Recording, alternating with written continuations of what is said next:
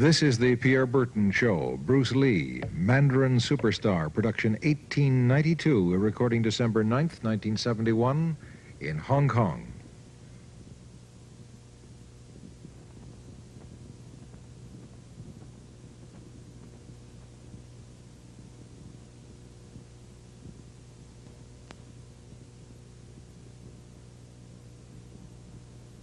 Bruce Lee faces a real dilemma. He's on the verge of stardom in the United States with a projected TV series on the horizon, but he's just achieved superstardom as a film actor here in Hong Kong. So what does he choose, the East or the West? It's a kind of problem most budding movie actors would welcome. It's the Pierre Berton Show, the program that comes to you from the major capitals of the world. This edition comes to you from Hong Kong. And Pierre's guest is the man who taught karate, judo, and Chinese boxing to James Garner, Steve McQueen, Lee Marvin, and James Coburn. The newest Mandarin superstar, known in the West for his appearances in Batman, The Green Hornet, Ironside, and Longstreet. His name is Bruce Lee, and he doesn't even speak Mandarin. And here's Pierre. Well, how can you play in Mandarin movies if you don't even speak Mandarin? How do you do that? Well, first of all, I speak only Cantonese. Yeah. So, I mean, there is quite a difference as far as pronunciation and things like that go. So somebody else's voice is used, right? For Definitely, definitely. You just make the words. Doesn't that sound strange when you go to the movies, especially in Hong Kong, in your own town, and you see yourself with somebody else's voice? Well, not really, you see, because most of the Mandarin pictures done here are dubbed anyway. They dubbed anyway? Anyway, I mean, disregard. I mean, they shoot without sound. So it doesn't, you know, make any difference. Your lips never quite make the right words, do they? Yeah, well, that's where the difficulty lies, you see. I mean, in order to, because the Cantonese have a different way of saying things, you know, I mean, different from the Mandarin. Yeah. So I have to find, like, something similar to that and keep a kind of a feeling going behind that. Something that matching the Mandarin deal. Like the Does old it sound silent complicated? days. Like the old silent days. But I gather in the movies made here, the dialogue is pretty stilted anyway. Yeah, I agree with you. I mean, see, to me, a motion picture is motion. Yeah. I mean, you got to keep the dialogue down to the minimum. Did you look at many Mandarin movies before you started playing in the first one? Yes. What did you think of them when you saw them? Quality-wise, I mean, I have to admit that it's not quite up to the standard. However, it is growing, and it is getting higher and higher and going toward that standard, than what I would term quality. They say the secret of your success in that movie, The Big Boss, which was such a success, you rocketed you to stardom in Asia, was that you did your own fighting. As an expert in the various martial arts in China, what did you think of the fighting that you saw in the movies that you studied before you became a star? Well, I mean, definitely in the beginning, I had no intention or whatsoever that what I was practicing and what I'm still practicing now would lead to this to begin with. But martial art has a very, very deep meaning as far as my life is concerned, because as an actor, as a martial artist, as a human being, all these I have learned from martial art. Maybe for our audience who doesn't know what it means, you might explain exactly what you mean by martial art. Right. Martial art include all the combative arts like karate or karate, judo, Chinese kung fu or Chinese boxing, whatever you call it. All those. You see, like Aikido, Korean, I can go on and on and on. But it's a combative form of fighting. I mean, it's not, some of them became sport, but some of them are still not. I mean, they use, for instance, kicking to the groin, jabbing fingers at the eyes, and things like that. No wonder you're successful in the Chinese movies. They're full of this kind of action anyway. They needed a guy like you could... Violence, man. So you didn't have to use a double when you moved into the motion picture world here. You did it all yourself. Right. Can you break 5 or 6 pieces of wood with your hand or your foot? I'll probably break my hand and foot. But tell me a little bit... you set up a school in Hollywood, didn't you, for people like James Garner and Steve McQueen and the others? Yes. Why would they want to learn Chinese martial art? Because of a movie role? Not really. I mean, most of them, you see, to me, at least the way that when I teach it, all type of knowledge ultimately means self-knowledge. Mm-hmm. So therefore, they are coming in to, and ask me to teach them not so much of how to defend themselves or how to do somebody in. Rather, they want to learn to express themselves through some movement, be it anger, be it determination, or whatsoever. So in other words, what I'm saying, therefore, is that he is paying me to show him in combative form the art of expressing the human body. Which is acting, in a sense, isn't it? Well... Or it would be useful, too, for an actor to have it's, I mean, it might sound too philosophical, but it's acting, or acting, unacting, if you... You've lost me. I have, right? So what I'm saying, actually, you see, I mean, it's a combination of both. I mean, here it is the natural instinct, and here is control. You are to combine the two in harmony. Not, if you have one to the extreme, you will be very unscientific. If you have another to the extreme, you become all of a sudden a mechanical man, no longer a human being. So it is a successful combination of both. So therefore, it is not only, so therefore it's not pure naturalness or unnaturalness. The ideal is unnatural naturalness or natural unnaturalness. Yin yang, eh? Right, man, that's it. One of your students, James Coburn, played in a movie called Iron Man Flint, in which he used karate. Is that what he learned from you? He learned it after. Oh, after he went yeah. After he played in Iron Man Right, Flint. right.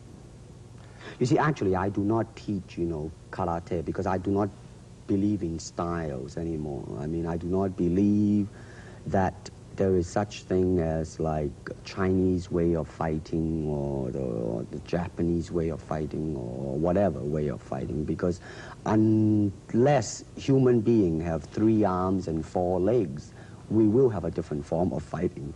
But basically, we have only 2 hands and 2 feet. So styles tends to not only separate man, because they have their own doctrines, and then the doctrine became the gospel truth, that you cannot change,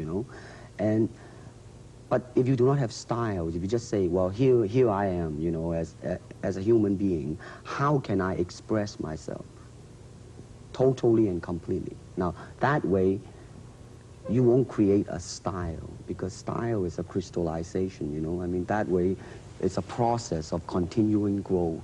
You talk about Chinese boxing. How does it differ from, say, our kind of boxing? Well, first, we use the feet. That's and then we use the elbow.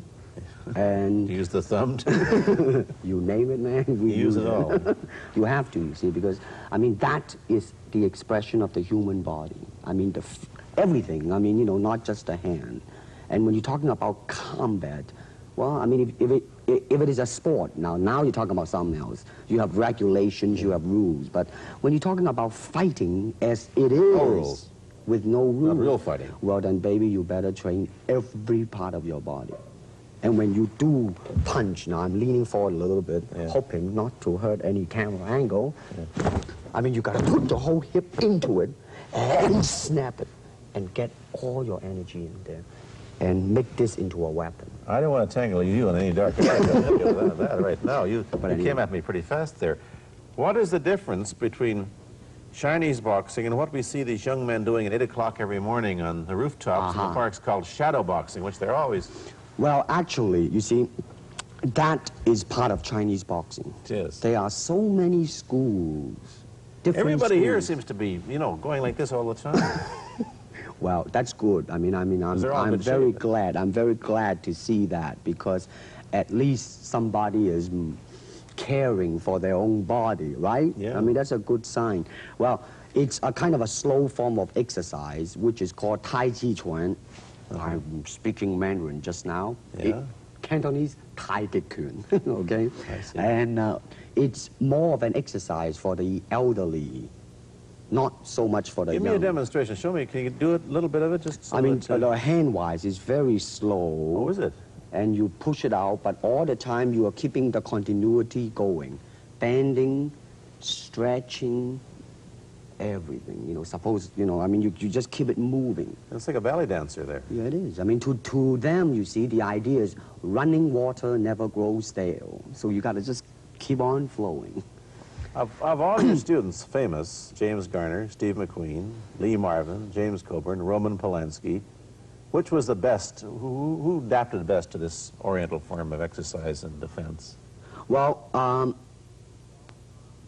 depending, okay? Now, as a fighter, Steve McQueen, now, he is good in that department because that son of a gun got the toughness in him. Yeah. I mean, see it on the screen. I mean, he would say, all right, baby, here I am, man.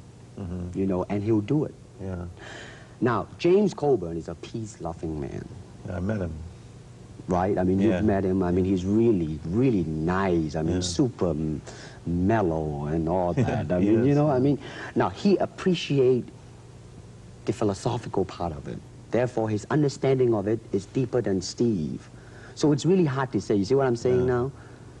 I see. I mean, it's different. So that's, I mean, depending on what you see in it. Interesting. We don't, in our world, and haven't since the days of the Greeks who did, combined philosophy and art with sport.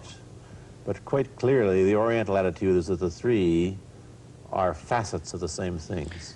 Man, listen, you see, really, to me, okay, to me, ultimately, martial art means honestly expressing yourself. Now, it is very difficult to do. I mean, it is easy for me to put on a show and be cocky, Yeah. and be flooded with a cocky feeling and then Yeah. feel like pretty cool and all that. Or I can make all kinds of phony things, you see what I mean, blinded by it, or I can show you some really fancy movement. But to express oneself honestly, not lying to oneself, and to express myself honestly, now that, my friend, is very hard to do, and you have to train. You have to keep your reflexes so that when you want it, it's there. When you want to move, you're moving. And when you move, you are determined to move. Not taking 1 inch, not anything less than that. If I want to punch, I'm going to do it, man, and I'm going to do it, you see. So, I mean, so that is the type of thing you have to train yourself into it, to become one with the, you think? Yeah, this is very un-Western, this attitude. I want to ask you about your movie and TV career, but first we'll take a break. Then I'll be back with Bruce Lee. I've been talking to Bruce Lee mainly about the Chinese martial arts, which include things like Chinese boxing, karate, and judo, which is what he taught when he was in Hollywood. After he left the University of Washington, where he studied, of all things, philosophy, if you can believe that. He did, but that, perhaps you understand why the two go together from the first half of this program.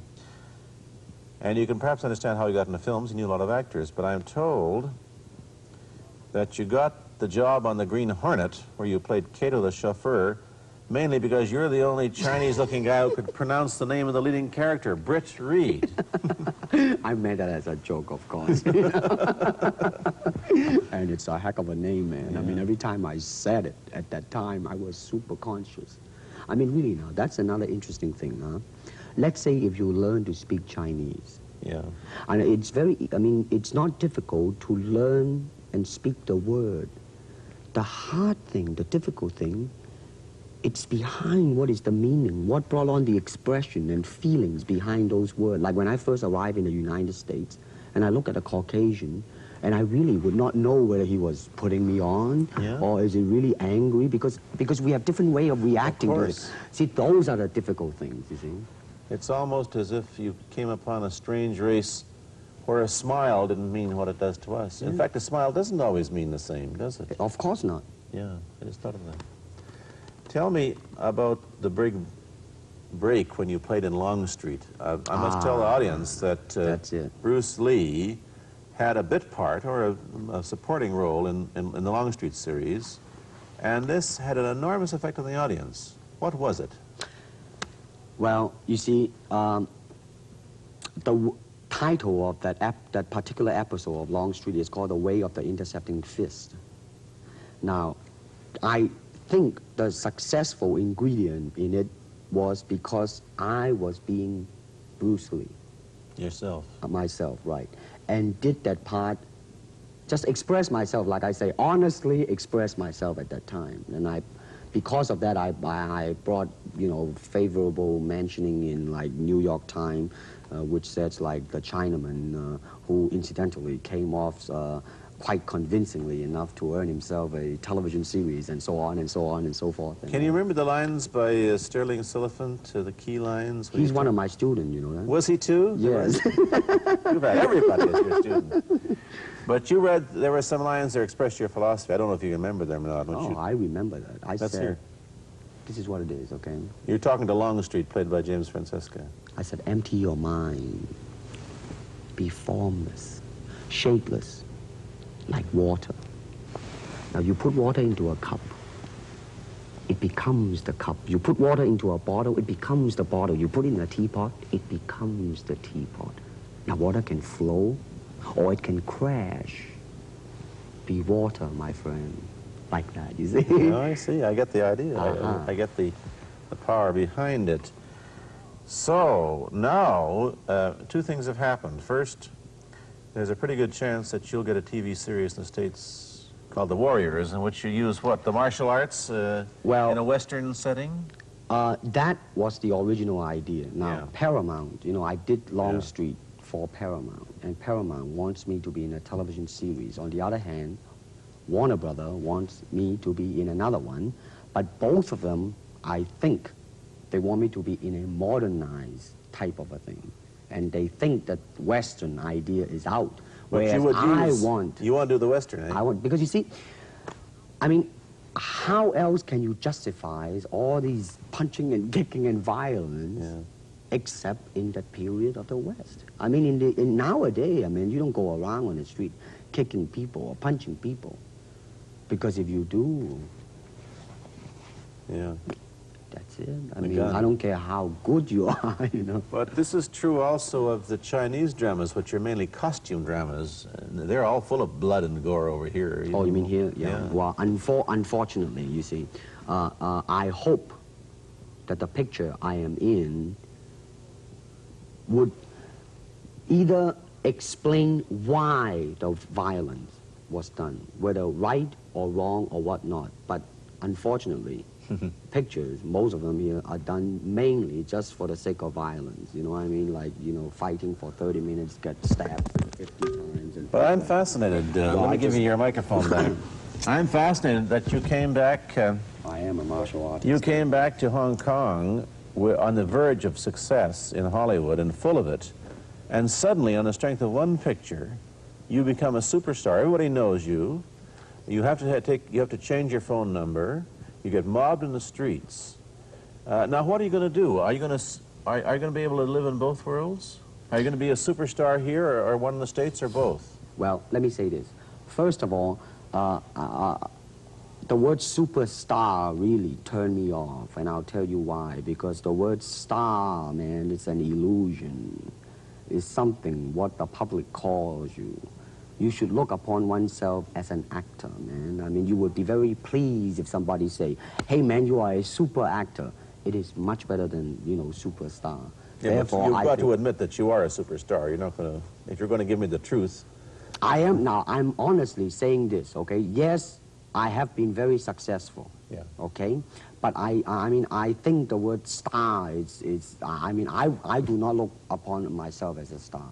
I really don't. I mean, believe me, man, when I say it.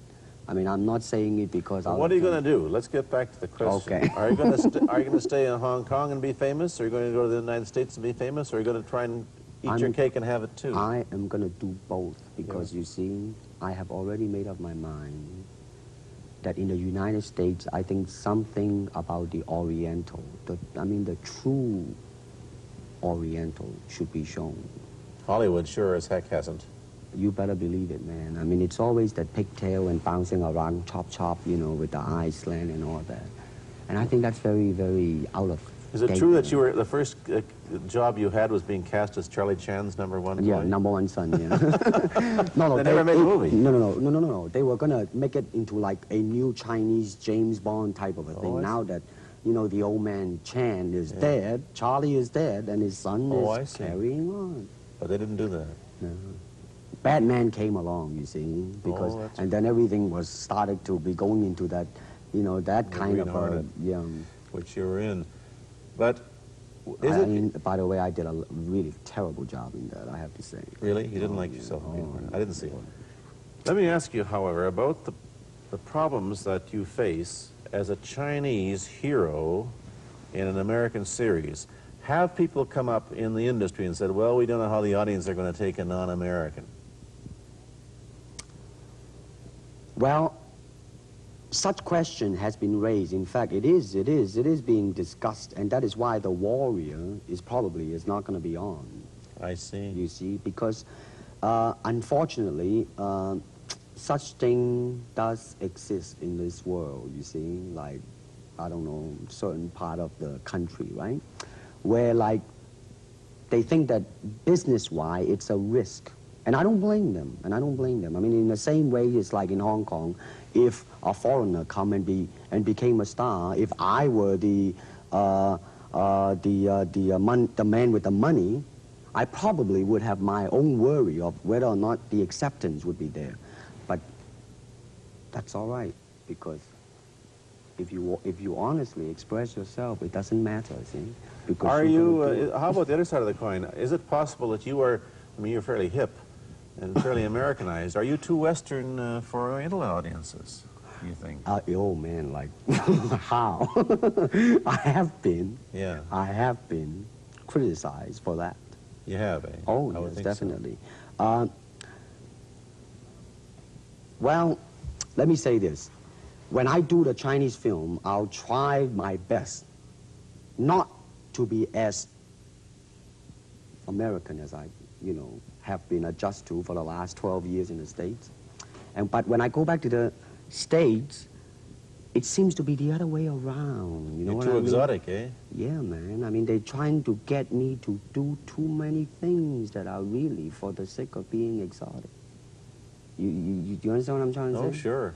So it's really, I mean, it's when you live in both worlds, it brings its problems as well as its advantages, and you've got both. Time to go to a commercial. I'll be back in a moment with Bruce Lee. Let me ask you whether the change in attitude on the part of the Nixon administration towards China has helped your chances of starring in an American TV series. Well, first of all, this happened before that. Yeah. But I do think that things of Chinese will be quite interesting for the next few years. I mean, not that I'm politically, you know, inclining toward anything. You know, I understand that. I'm just wondering. But I mean, once the opening of China, you know, I mean, that it will bring more understanding. Yeah. More things that are, hey, like different, you know? And maybe in the contrast of comparison, some new thing might grow. So therefore, I mean, it's a very rich period to be in. I mean, like, if I were born, let's say, 40 years ago. Yeah. If I have a thought in my mind, I said, boy, I'm gonna star in a movie or star in a television series in America.